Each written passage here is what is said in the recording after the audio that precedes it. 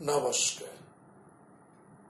ভারত কথার গ্রন্থি মোচনের এই আঙ্গিনায় গতদিন গুরু পূর্ণিমা উপলক্ষে আমরা ব্রহ্ম হতে তৃণ পর্যন্ত বিস্তৃত ব্যক্ত সমস্ত গুরুদেরকে স্মরণ করেছি। আজকে এই ভারত কথার আঙ্গিনায় আমরা স্মরণ করছি মহামতি ব্যাসকে। তিনি যে কেবল মহাভারতের সূত্রধার বা মহাভারতের রচয়িতা তা তো নন, তিনি একাধারে সমস্ত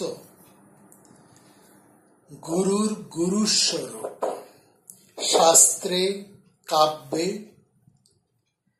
কৃষ্ণ দ্বৈপায়ন, বেদব্যাস, সত্যবতী হৃদয়নন্দন তাকে ঈশ্বরের অন্যতম অবতার হিসেবে চিহ্নিত করা হয়েছে।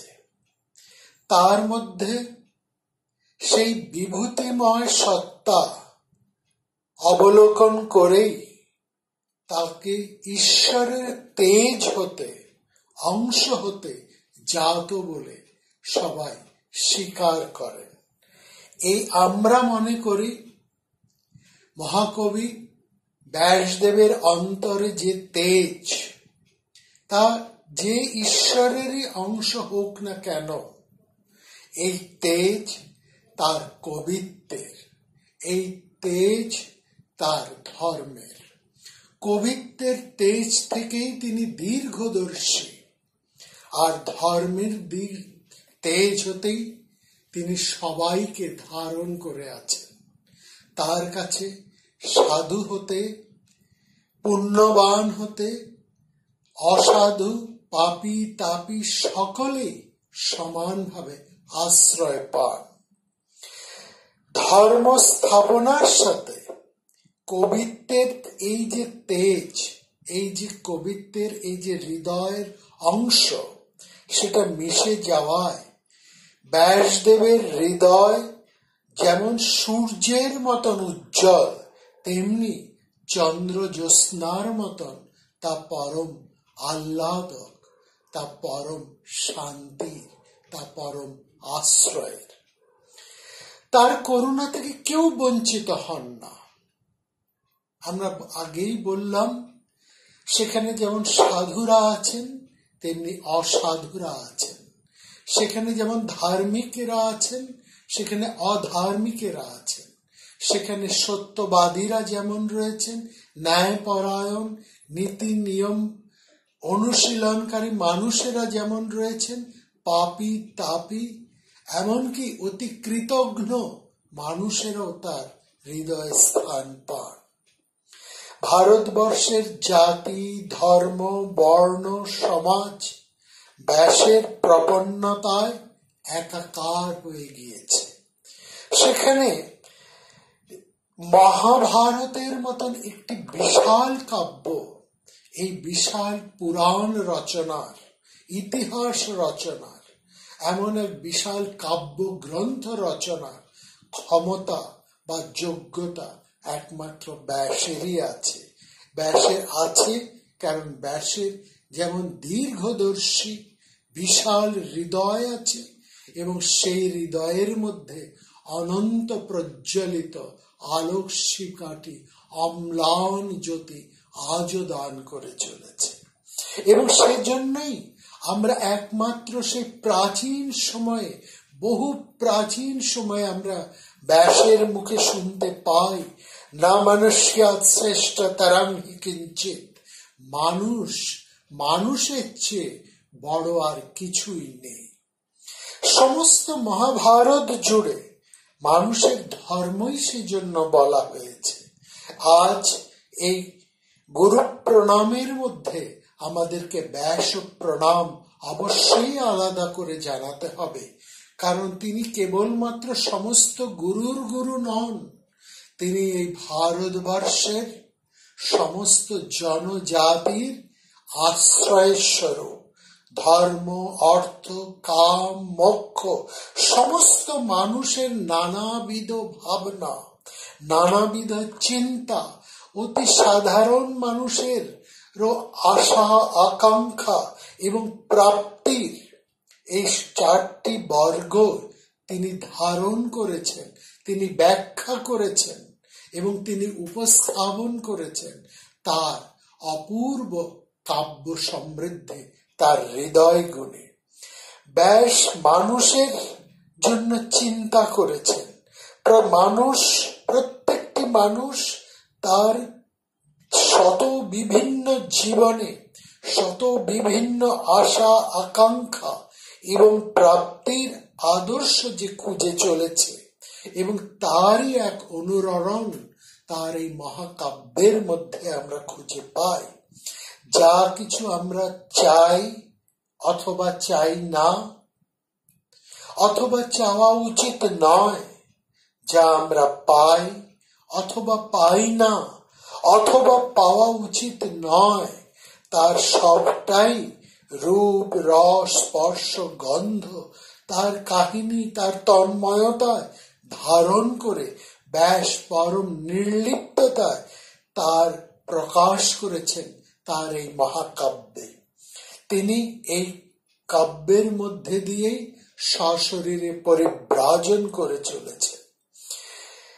এখানে আমরা ব্যাসদেবকে কেবলমাত্র মহাভারতের রচনাকার হিসেবে পাই না। হ্যাঁ, তার কথা বলতে হলে মহাভারতের কথা বলতেই হবে, কারণ মহাভারতের মধ্যে বহু বিচিত্র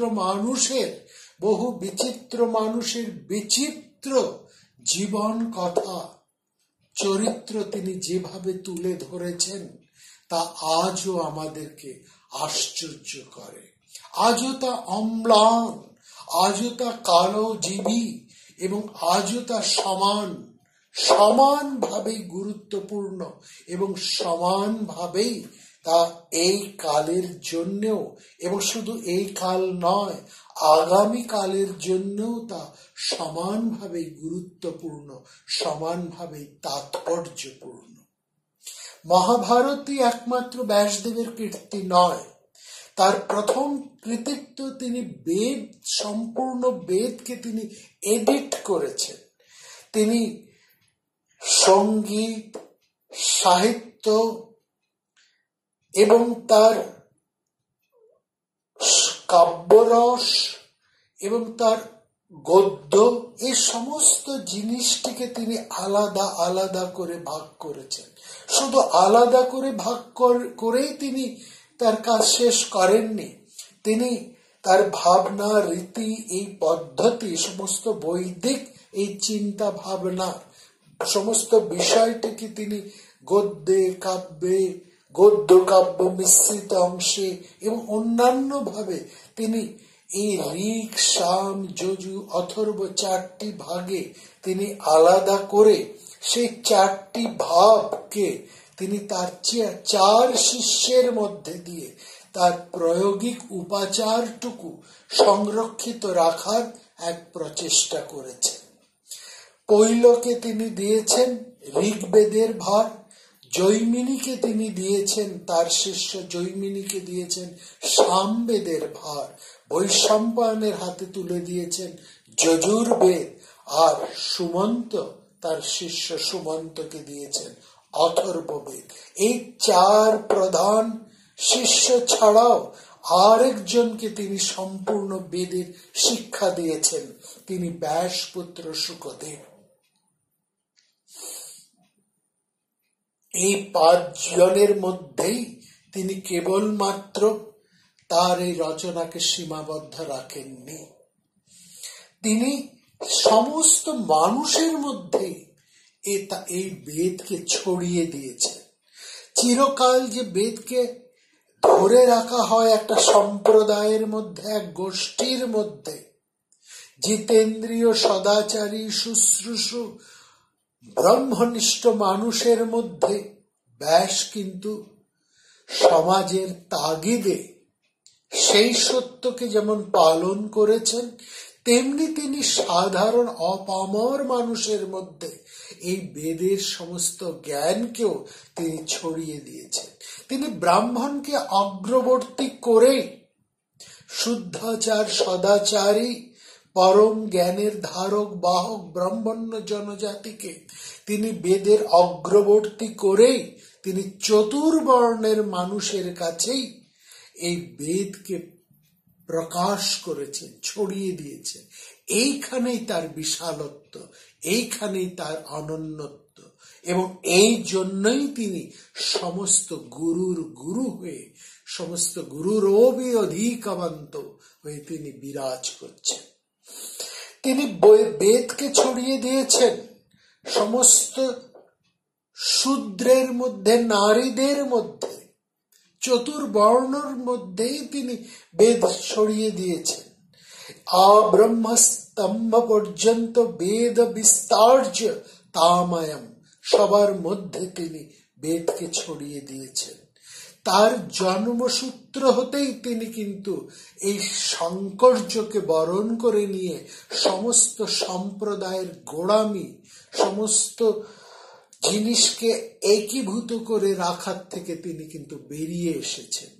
তার এই যে উদারতা, এটা অবশ্যই তার জননীর জন্য, সেই ধীবর কন্যা বা ধীবর গৃহে পালিতা তার জননী সত্যবতীর রক্ত যে বেদ তার শরীরে প্রবহমান, সেই জন্য তিনি সমস্ত মানুষের মধ্যে সেই পরমকে দর্শন করার স্পর্ধা দেখিয়েছেন। সেই হৃদয়কে সেভাবে তিনি বিরাট করে তুলে ধরেছেন। এই জিনিসটা আমরা একটা দেখেছি, ব্যাসদেব তিনি সারা জীবন কোনো কাঠিন্যের মধ্যে, সর্বপ্রকার কাঠিন্যের মধ্যে থেকেও মানুষের দুঃখকে কিন্তু তিনি স্বীকার করেছেন। তিনি যুক্তি দিয়ে সমস্ত মানুষের চরিত্রকে, তার চাওয়া পাওয়াকে, তার ব্যথাকে, তার বেদনাকে, তার অনুভূতিকে, তার ক্ষোভকে তিনি বুঝতে চেয়েছেন। তিনি অভিশাপের জায়গাটাও বুঝেছেন, বরদানের বৃহত্তর ক্ষেত্রেকেও তিনি কিন্তু সমানভাবেই পর্যালোচনা করে রেখেছেন। তিনি সম্পূর্ণ নিরাসক্তভাবে মানুষের জীবনকে পর্যালোচনা করেছেন। মহাভারতের সৃষ্টিকর্তা ব্যাস আসলে এই পৃথিবীতে এক বিশাল অভ্যুদয়, এ কথা আমরা বারবার বলবো। তিনি এমনই এক মানুষ যিনি বারবার কোনো ধর্মীয় সংকীর্ণতা, কোনো জাত বর্ণ সংকীর্ণতার মধ্যে নিজেকে আবদ্ধ করে রাখেননি। তিনি জননী সত্যবতীকে বলেছেন, আমি তপস্যার জন্য কোথাও যাচ্ছি না, কিন্তু আমি যে যাচ্ছি এটা আমার নিজেকে জানার জন্য যেমন, কিন্তু এই সঙ্গে এটাও তিনি তার জননীকে বলেছেন, কোনো প্রয়োজন হলেই আপনি আমাকে স্মরণ করবেন। এবং আমরা দেখেছি মাতৃ আদেশে তিনি বারবার ফিরে এসেছেন সংসারে, এবং সমস্ত দায় ভার একজন পরম সন্ন্যাসী হয়ে, পরম ব্রহ্মজ্ঞ ব্রহ্মনিষ্ঠ ব্রহ্মজ্ঞ পুরুষ হয়েও তিনি কিন্তু সংসারের মায়াকে অস্বীকার করেননি। সংসারের কোনো কর্তব্যকে তিনি কিন্তু ছোট করে দেখেননি। স্ত্রী শূদ্রের কথা বলতে গিয়ে ব্যাস সেই সময়কার সামাজিক ত্রুটিকেও কিন্তু তুলে ধরেছেন। তিনি ব্রাহ্মণ আচারের আয়াসকে যেমন দেখেছেন, এবং তাদের যে ত্রুটিটুকু আছে সেটাকেও তিনি কিন্তু স্পষ্ট করে তার সেই সময়ই তিনি কিন্তু বিশালভাবে তুলে ধরেছেন। কোথাও তার কিন্তু কিছু লুকিয়ে রাখেননি। এবং সেই সময়ে আমরা একটি ঘটনা থেকে জানতে পারি বিষ্ণু পুরাণের, যে সেই কালের সমাজে জাহ্নবী গঙ্গার বুকে দাঁড়িয়ে সমবেত মুনি মহাজনের সামনে কলি, শূদ্র এবং স্ত্রীলোকে জয় উদ্ঘোষণ করেছিলেন তিনি দীপ্ত কণ্ঠে। এবং তার জন্য যে সাহসের দরকার, যে উদারতার দরকার, যে দৃষ্টিভঙ্গির দরকার, সেটা তার ছিল, এবং ছিল বলেই তিনি আজও সকলেরই পরম পূজ্য গুরুর গুরু হয়ে প্রতিষ্ঠিত হয়ে আছেন। এখানে আমরা দেখছি যে ব্যাস সেই সময়, কত প্রাচীন সময়, আজ থেকে 4-5 হাজার বছর আগেকার মানুষ, কিন্তু তিনি সেই সময় সাধারণ প্রচলিত পথের পথিক ছিলেন না। তাকে যদি বিরাট এক ঋষি হিসেবে আমরা বর্ণনা করি, তাহলে আমরা দেখি যে তিনি প্রচলিত ঋষিদের চেয়েও অনেক বড় এক মানুষ। তাকে যদি আমরা ঈশ্বরের ঐশ্বর্যময়তার মধ্যে দিয়ে বিশ্লেষণ করার চেষ্টা করি, তাহলেও আমরা দেখি তিনি ঈশ্বরের চেয়েও এক বিরাট ঐশ্বর্যশালী এক মানুষ। যদি কবির দৃষ্টি থেকে তাকে আমরা বিশ্লেষণ করতে চাই, বিচার করতে চাই, তাহলেও আমরা সেখানে দেখতে পাই তিনি কবির চেয়েও একজন বড় মানুষ কবি।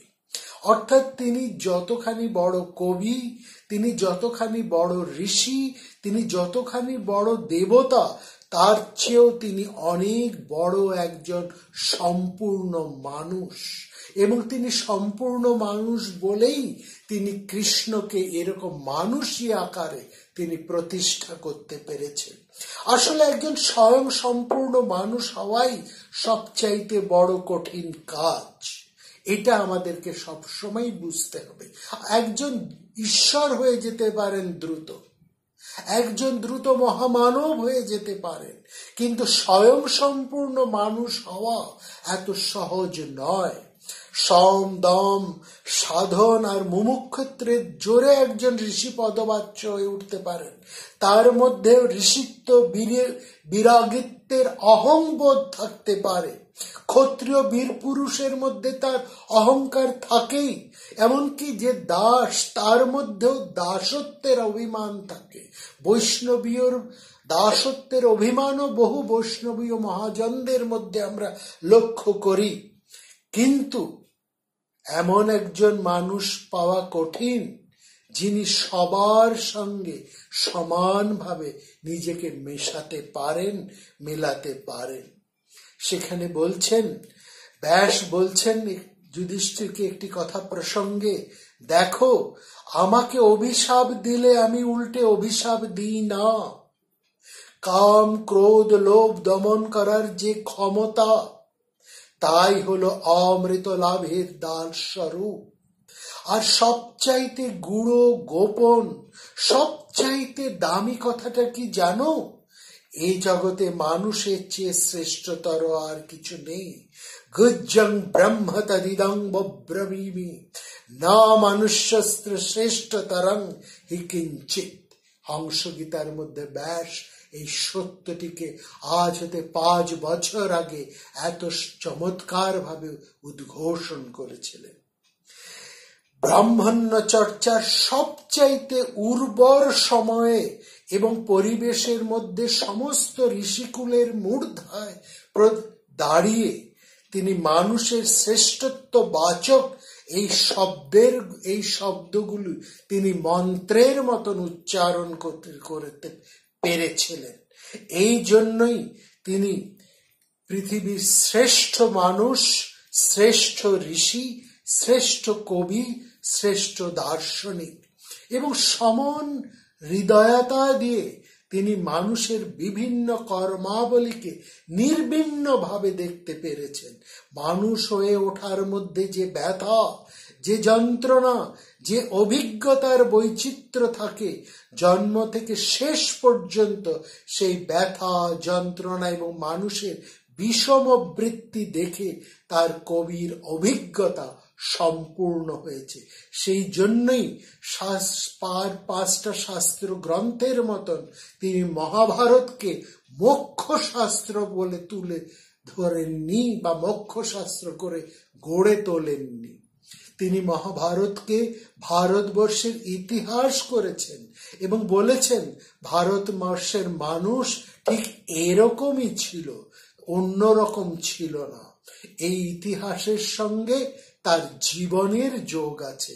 তার প্রতিটি কর্ম, প্রতিটি মর্মের সাথে তার আন্তরিক যোগ রয়েছে। এই জন্যই ব্যাস আজও তিনি সবার কাছে সমানভাবে আদৃত, সমানভাবে পূজ্য।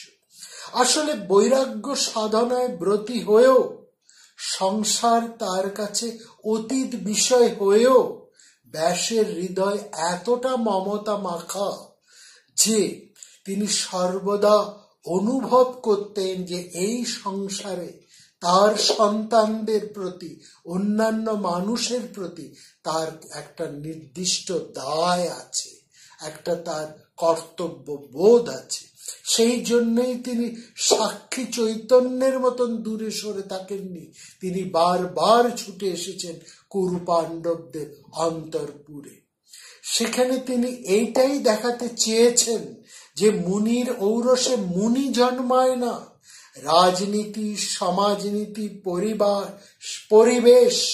পরিবার এবং সংসারের কূট এক একটি মানুষকে এক একভাবে তৈরি করে এবং আপন প্রকৃতি অনুযায়ী তাদেরকে মহাকাল ভাসিয়ে নিয়ে চলে তার আপন প্রবাহে।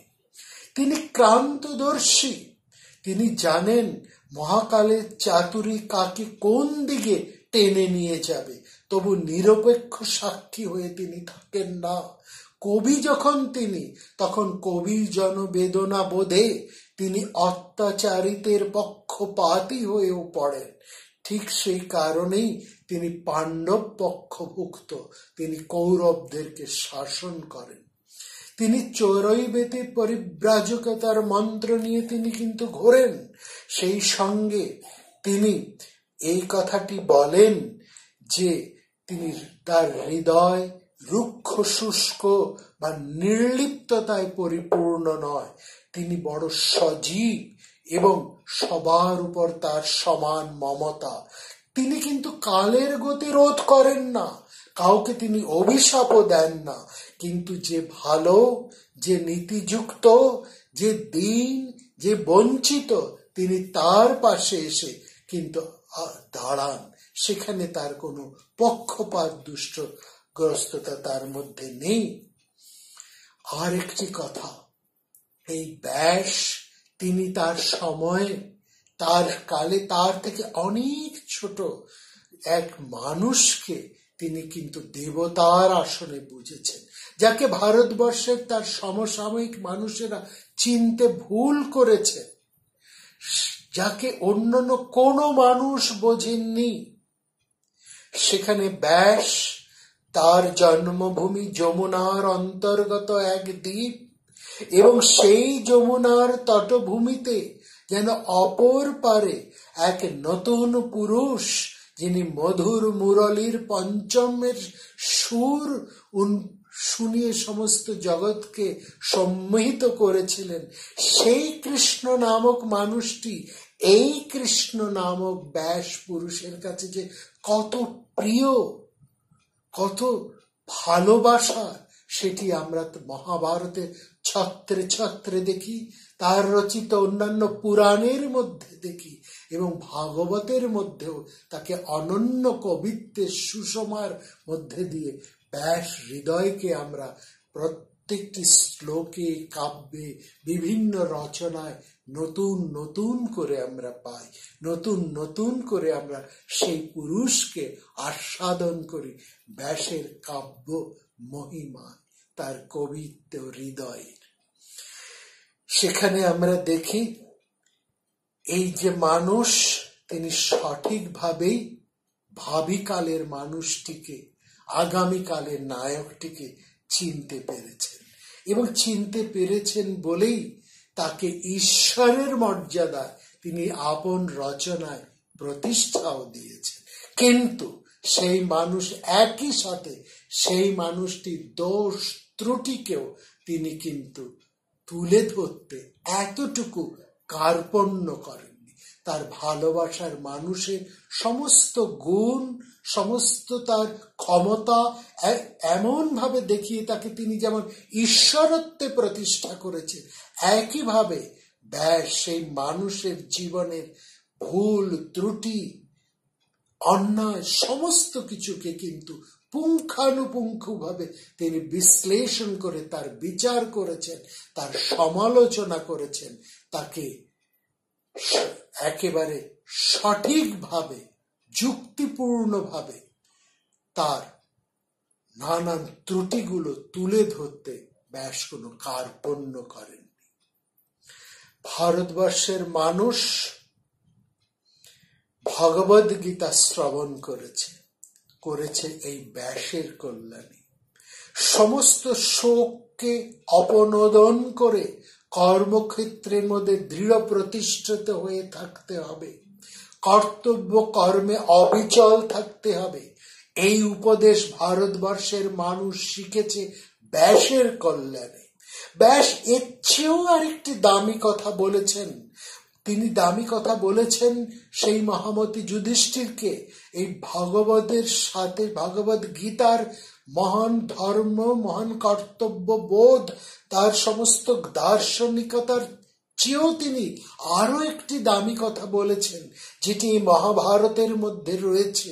সেই দামি কথাটি হচ্ছে ব্যাস বলছেন যুধিষ্ঠিরকে, শোনো যুধিষ্ঠির, যদি শোক করতেই হয় তবে তাদের জন্যই শোক করতে হয় যারা বেঁচে আছে। পৃথিবীতে এত দুর্গতি, এত রোগ ভোগ, এত ব্যর্থতা, তাই যে ভাবতে যদি হয়, কষ্ট যদি পেতে হয়, তো জীবিত মানুষের জন্যই শোক করা উচিত। মরে গেলে আর কি, তার তো সব শেষ হয়ে গেল। জীবন্ত এব না শোচা না তু স্বর্গগতা অনঘা। একজন ঋষির মুখে এতটা বাস্তব বক্তব্য খানি, এতটা চরম অনুশাসন, তার চাইতেও একজন কবি হৃদয়ের জীবনের জয় গান এত অপূর্বভাবে ব্যক্ত হয়েছে। পৃথিবীর আর কোন রচনায়, কোন ইতিহাসে, কোন সাহিত্যে, কোন কাব্যে কোথাও আর দুটি নিদর্শন পাওয়া যাবে না। জীবনের যাত্রাপথে যত বাধা, যত বিপদ, আশা আকাঙ্ক্ষার যত অন্যায় তাড়না, তার মধ্যে ন্যায় অনুসারে জীবন যুদ্ধে জয় করে নিজেকে যারা প্রতিষ্ঠা করতে পারে, চিন্তা তাদের জন্যই করতে হয়। জীবন্ত এব না সোচ্চা। এই জন্যই ব্যাস এতটাই বাস্তববাদী, এতটাই তিনি প্রাসঙ্গিক, এবং সেই জন্যই তিনি বারবার ক্লিষ্ট যুধিষ্ঠিরকে উৎসাহিত করেছেন নিজের প্রাপ্য ধর্ম যুদ্ধের মাধ্যমে ঋদ্ধি লাভ করার জন্য। তিনি এটা বলেছেন যে ধর্ম শুধু ফুল বেলপাতা নৈবেদ্যের ধর্ম নয়, ব্যাসের ধর্ম জীবনের ধর্ম, যেখানে উত্থান পতন, ছলনা, হতাশা, সম্পদ, গৌরব সবকিছুর মধ্যে সত্য, দয়া, তিতিক্ষা, ত্যাগ, এই সমস্ত মানবিক ধর্মগুলি অনুস্যূত হয়েছে। এই জন্য তিনি বলেছেন প্রাপ্য জন্য মানুষ প্রাণপণ যুদ্ধ করবে, যা তার প্রাপ্য, যা তার ন্যায্য, তার সাথে সে মানুষ কখনোই কোনো আপোষ করবে না, সন্ধি করবে না। সংসারের ঘূর্ণাবর্তের মধ্যে থেকেও অর্থ কামের অন্যায় আকর্ষণ যেখানে বারবার মানুষকে প্রলুব্ধ করবে, সেই প্রলোভনের বিরুদ্ধে ধর্মের বর্ম পরে লড়াই করা, এটাই হচ্ছে মহাভারতের মূল বক্তব্য। সেখানে সাধারণ মানুষের কাছে যেখানে অর্থ কামের অবৈধ হাতছানিটাই বড় হয়ে ওঠে, ব্যাস সেখানে সাধারণ মানুষের কথা ভেবেই এই মহাভারত লিখেছেন। এবং তিনি সেখানে তার পুত্র থেকেও, যে পুত্র যিনি মোক্ষকামী সুখদেব, তার কেউ তিনি ছাপিয়ে গেছেন। পুত্র কেবলমাত্র মহাভারতের প্রবক্তা, আর তার পিতা ব্যাসদেব হচ্ছেন মহাভারতের নির্মাতা। পুত্র কেবল মহাভারতের ব্যাখ্যাকারী, আর পিতা হয়েছেন সেই মহাভারতের মহারচনার তিনি হচ্ছেন ব্যাখ্যাকার, তিনি হচ্ছেন রচনাকার, তিনি হচ্ছেন সৃষ্টিকার। সেই জন্যই তিনি এই ঋষি, যিনি ভাগবত পুরাণের মতন রচনা করতে পারেন, তিনি ভাগবত রচনা করেছেন বলেও কিন্তু পুত্র শোককে অস্বীকার করেন না। এই ঋষি, যিনি সংসার, সন্ন্যাস, মুক্তির সমস্ত রহস্য জেনেও পুত্রের বিরহ ব্যথায় কাতর হয়ে ওঠেন, এই মমতা এবং মর্মবেদনা ছিল না বলেই ব্যাসদেব হয়েছে। আর এই মমতা এবং মর্মবেদনা ছিল না বলে, একজনের ছিল বলে তিনি পরম ঋষি, সমস্ত গুরুর গুরু, আর আরেকজনের তার পুত্র শুকদেবের, যিনি মোক্ষকামী সর্বশ্রেষ্ঠ ঋষি হয়েও তার মধ্যে এই মমতা মর্মবেদনা ছিল না বলেই শুধু তিনি বক্তা, তিনি স্রষ্টা হয়ে উঠতে পারেননি। আর বিশ্ব সংসারের সবার প্রতি মমতা বোধ আছে বলেই ব্যাসদেব জাতি ভেদ দীর্ণ সমাজে বসেও তিনি বলতে পারেন, এই পৃথিবীতে মানুষের চেয়ে শ্রেষ্ঠতর আর কিছু নেই। জীবনের জন্য যা যা প্রয়োজন, ধন জন বিদ্যা বুদ্ধি শক্তি তেজি, সমস্ত কিছুকেই ব্যাস গুরুত্ব দিয়েছেন, স্বীকার করেছেন। কোনোটাকেই তিনি মায়াময় কাষ্ঠতুল্য রূপে ত্যাগ করেননি। জীবনের সমস্ত প্রয়োজনকেই তিনি স্বীকার করেন এবং তিনি এগুলোকে বুঝতে পারেন বলেই তিনি কবি হয়ে উঠেছেন। শুকদেব সেই জন্য কবি হয়ে উঠতে পারেননি। সৃষ্টিকর্তা বিধাতাও বুঝি ব্যাসকে এইভাবেই তৈরি করেছেন বলেই তিনি এই মহাকাব্যের সৃষ্টিকর্তা। মহাভারতের মুখ্য ধর্ম পর্যায়ে একটি পূর্বজন্ম কথা আছে। সেখানে বলা হয়েছে, স্বয়ং বিশ্বাধার নারায়ণের অংশে ব্যাসের জন্ম। আসলে নারায়ণ, যিনি সমস্ত মানুষের আশ্রয়কার, ব্যাসও হচ্ছেন সমস্ত মানুষের আশ্রয়। জন্মের প্রমাণে তিনি নারায়ণের ষষ্ঠ পুরুষ। মহর্ষি পরাশরের ঋষি সত্তা নিয়ে তিনি জন্মেছেন। তার মধ্যে তিনি বলছেন যে দেখো, তিনি বিভাগী নির্বিকারী ঋষি তিনি হননি। তিনি মমত্ব অনুরাগী বাসনা এবং মমতা যুক্ত সমস্ত সংসারের প্রতি মায়াময় অথচ পরম নির্লিপ্ত এক মহাকবির হৃদয়ের পরম ঋষি হয়ে উঠেছে।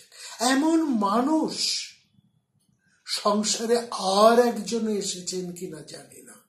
যে কোনো মানুষের মধ্যেই যদি আমরা এই ধরনের কোনো কিছু অংশ মাত্রই দেখি, আমরা তাকেই ব্যাস বলে প্রণাম করি। শুকদেব তিনি ব্রহ্মবিদ, ব্যাস কিন্তু স্বয়ং ব্রহ্ম। শুকদেব তিনি নারায়ণের গুণগান করে বেড়ান, তার পিতা ব্যাস স্বয়ং নারায়ণ। এইখানেই হচ্ছে ব্যাসের অনন্যতা। তিনি তার পুত্রকে বলছেন, তোমার তপস্যার যতই প্রভাব থাকুক, তুমি সেইভাবেই কিন্তু তোমার গুরুর কাছে উপস্থিত হবে। জনকের কাছে তিনি তার পুত্রকে পাঠিয়েছেন ব্রহ্মবিদ্যা লাভ করার জন্য। নিজে কিন্তু তার পুত্রকে ব্রহ্মবিদ্যা দান করেননি। তিনি পুত্রকে পাঠিয়েছেন শিক্ষার্থীর মতন। বলছেন, পুত্র, তোমার মধ্যে তপস্যার যতই প্রভাব থাকুক না কেন, তুমি গুরুর কাছে কিভাবে একজন মানুষ যাবে, এইটিও ব্যাস আমাদেরকে শেখাচ্ছেন তার পুত্রকে উপদেশ দেবার মধ্যে। আমরা জানি আজন্ম শুদ্ধ তপস্বী এবং সর্বশাস্ত্রে নিষ্ণাত হচ্ছেন তার পুত্র শুক, যিনি জন্ম থেকেই ব্রহ্মজ্ঞ। তাকে তিনি পাঠাচ্ছেন জনকের কাছে শিক্ষার্থী হয়ে, এবং সেখানে তিনি পুত্রকে যে কথা বলছেন সেটি আমাদের প্রত্যেকের প্রণিধানযোগ্য। বলছেন, তোমার মধ্যে তপস্যার যতই প্রভাব থাকুক না কেন, তুমি একজন সাধারণ মানুষের মতোই পায়ে হেঁটে তো গুরু জনকের কাছে উপস্থিত হবে, সরল ভাবে তার কাছে যাবে। রাজার বাড়ি বলে ভালো মন্দ খাওয়া অথবা সুখে থাকার কথা চিন্তাতেও আনবে না। আর একটা কথা, মহারাজ জনক আমার যজমান, তিনি গুরুপুত্র বলে তোমাকে গুরুর মতোই সম্মান করবেন। তাই বলে তুমি যেন তাকে ব্রাহ্মণ্য অথবা গুরুপুত্রের অহংকার তার কাছে প্রকাশ করো না। অহংকার না কর্তব্য রাজ্য তস্মিন নরারাধিপ। তিনি যা বলবেন তাই করবেন। অত্যন্ত উত্তম মানের অধিকারীকেও যে পার্থিব ভূমিকায় প্রতিষ্ঠিত থাকতে হয়, এই ধ্রুব সত্যটা তার অতিপ্রাকৃত গুণী পুত্রকে ভুলতে দেননি মহামতি ব্যাস। এটা যেহেতু ধর্ম, অতএব এখানেও কোনো স্নেহান্ধতার স্থান নেই। অথচ তিনি শুকদেবের মতো নিষ্প্রিয়, উদাসীন, বন্ধনহীন তো নন। শুকদেব জনকের কাছে মুখ্য ধর্ম পরম তত্ত্ব শুনে বাড়ি ফিরে এসেছিলেন। এর পরেও দেবর্ষি নারদের কাছে পুনরায় মুখ্য ধর্মের সমাধান শুনে সুপ্রব্রজ গ্রহণ করবেন বলে পিতার আদেশ চাইলেন। মোক্ষকামী পুত্রের কথা শুনে ব্যাস সন্তুষ্টও হলেন, আবার কষ্টও পেলেন। বললেন, তুমি অন্তত আজকের দিনটা এখানে থাকো, অন্তত আজকের দিনটা তোমার লাল্য মুখখানি দেখে চোখ জুড়োই। ভো ভো পুত্র স্থিয়তং তাবদাদ্য যাবচ্চক্ষু প্রেণামিত দর্থে।